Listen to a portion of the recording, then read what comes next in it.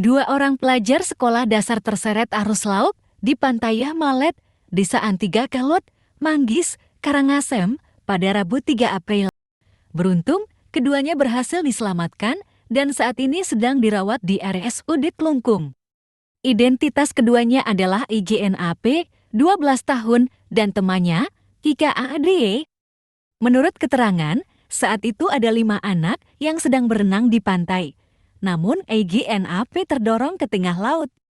Saat melihat temannya dalam bahaya, Ika ADY berusaha menolongnya tetapi juga terseret arus laut.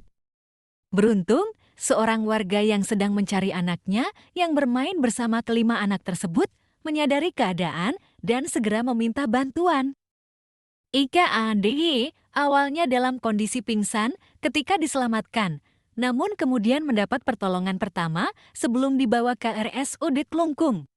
Sementara IGNAP, meskipun berhasil diselamatkan, memerlukan bantuan kano untuk dibawa ke tepi pantai karena terseret arus agak ke tengah laut.